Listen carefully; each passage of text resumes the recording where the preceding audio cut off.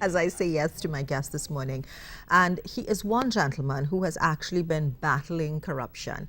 You've seen him many a time right here on the set of Good Morning Trinidad and Tobago talking about a variety of issues with respect to corruption, whether it be in government or private companies or both or whatever it may be.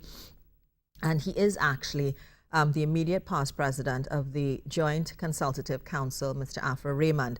And a few months ago, he actually did speak about alleged corruption in the Eden Gardens complex and on various platforms. He's got his weblog on radio, and he's also been very vocal about procurement legislation as well.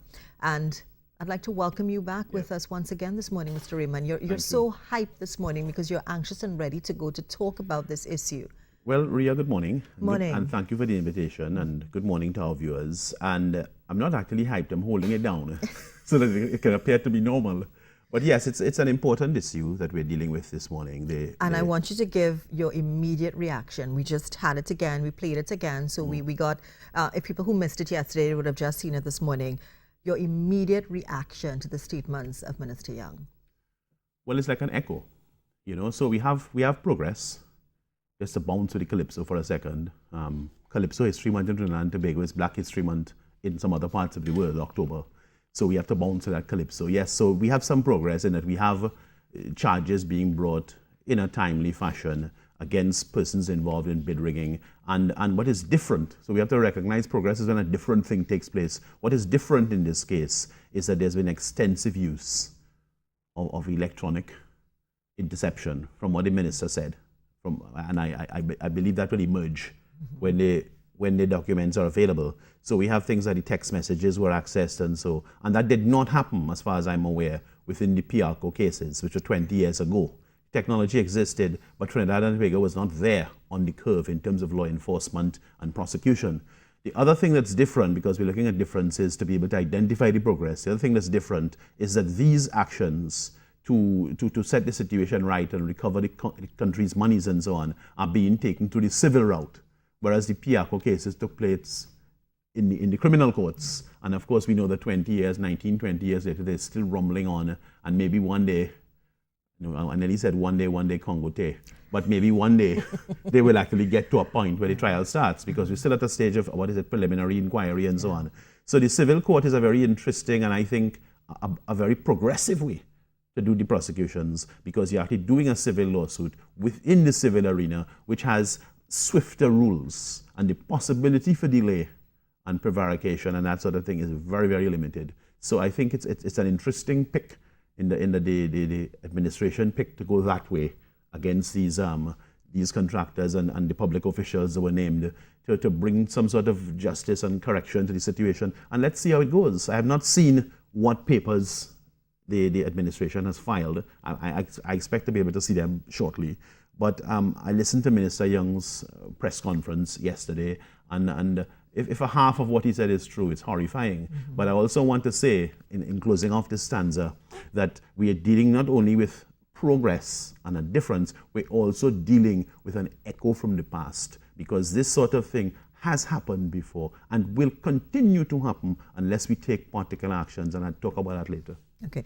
Do you think, in light of what has happened, that the government is actually showing, and you kind of talked about that a little bit just now, that they're really serious about dealing with white-collar crime now? The white-collar crime is huge, and this prosecution is certainly a new, as I said in the earlier remarks, it certainly is a new beachhead in terms of setting a new benchmark in terms of the prosecution and the range of sources that was used to assemble the case from what the minister said, and the fact that they chose to do it in the civil arena, just like the Eden Gardens case. So they chose to bring it into that arena and use the swifter procedures available in there. So I think there's a degree of seriousness, but we have to step back and ask ourselves some questions. And the question really has to be, and it's a bigger question than this immediate case with EMBD. And so we have to ask ourselves some questions. A bigger question. The question really is, when are we going to learn? We have a society, and it's like we talk about problem child. We have a society with a problem wanting to learn. So we had a Bernard Commission of Inquiry into the PRCO airport fiasco. That inquiry submitted its report in August of 2003. to the president. It was Max Richards at the time. The report was never published. The recommendations have never been implemented. It sat on a shelf somewhere in government. One of my colleagues, my elder colleague, Victor Hart, who was a member of that commission of inquiry, former head of transparency, Victor Hart said, had we implemented the recommendations in the Bernard report, Calder Hart would not have been possible.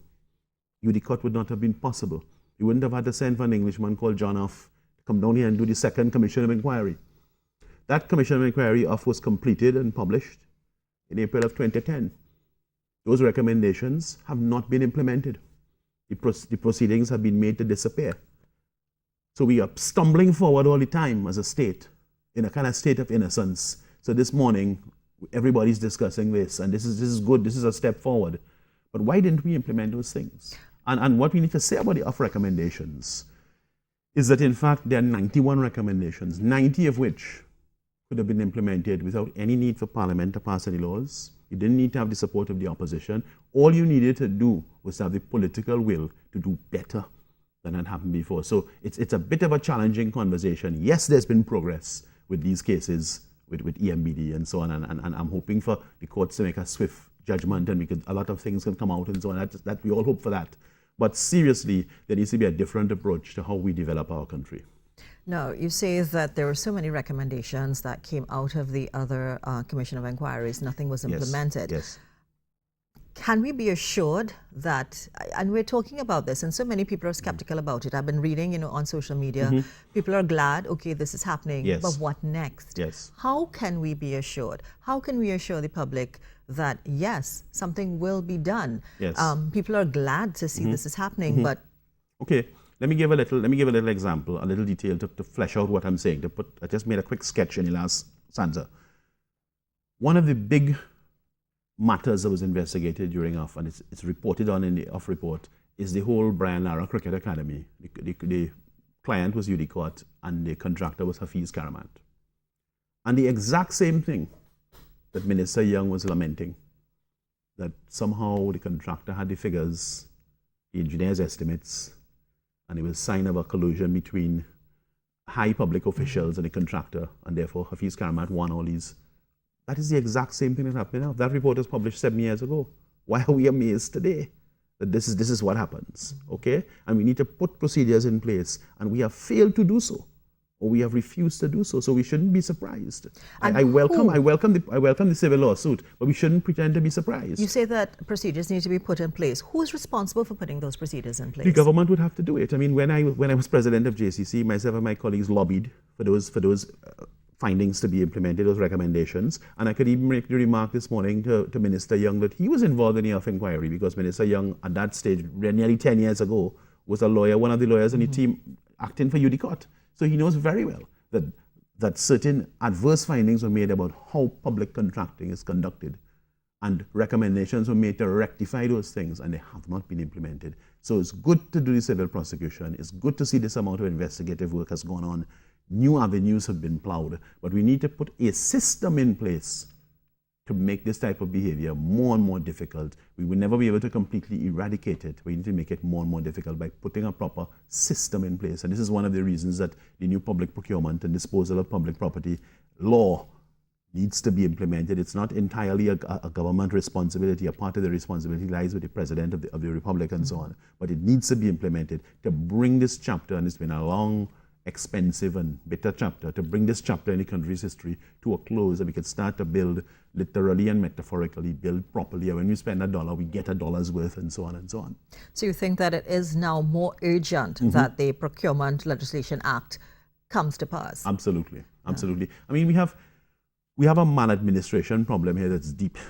So, for example, last night I was reading a 2016 report of a Joint Select Committee into EMBD. And some of the things in that report are shocking.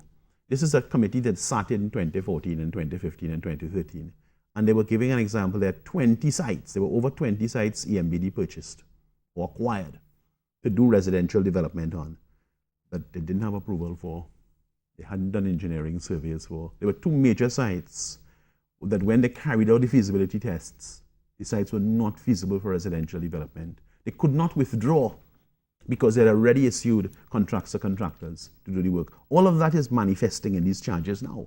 So when Minister Young says that there are cases where millions of dollars have been spent and the work is of no value, this is the sort of thing we're talking about. But interestingly enough, some of those acquisitions and decisions to let construction contracts took place under the previous administration, which is PNM, before the current one with Dr. Rowley. So there's a real issue in terms of the state enterprises. How do they practice their responsibilities and how they're held to account? I welcome the lawsuit and I wait to see what comes out of it. Yeah. Now, there was a media statement that was issued by Dr. Rudal Munilal yesterday, yes. And he actually said that the effect of their defense basically is to postpone the serious and urgent matters filed in court from the contractors. Mm-hmm. That is an effect. I mean, I've actually seen the filing from the other side. The filing I examined was the one from Namalco against EMBD for $1.29 billion.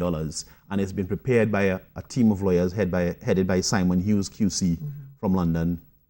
Simon Hughes is one of the leading authors of the leading textbook on FIDIC and so on. So he's considered to be an authority in this area of professional practice. And the proceedings have been very meticulously prepared. But at the bottom of it, if you read the Namalco filing and you compare it to what Minister Young was saying, there's a degree of correspondence. Because in the Namalco filing, a lot of the certificates were authorized by one of the officials named, I think it's Mr. Parmasa, named in the Minister Young statement. And they weren't authorized by external consultants and so on. So there's a degree of correspondence. I mean, it'll be up to the court to probe those things under cross-examination and test the evidence and make a determination. So we can't make a determination here on the set, although some of us would like to, but we can't do that. Because according to the press release as well by Dr. Rudal, he said that it's bewildering a schedule to their defense. They have submitted typed up pages of what they've termed text messages,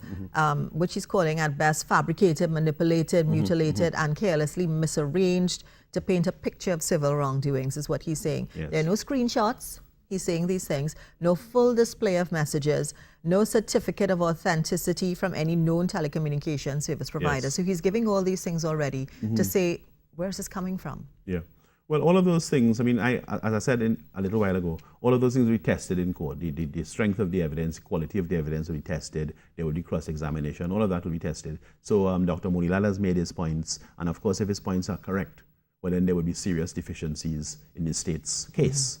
But that will be tested in court. And as I said, the way the civil arena works, I don't expect it to be subject to much delay, like has happened in the Piaco cases in the criminal courts, you know.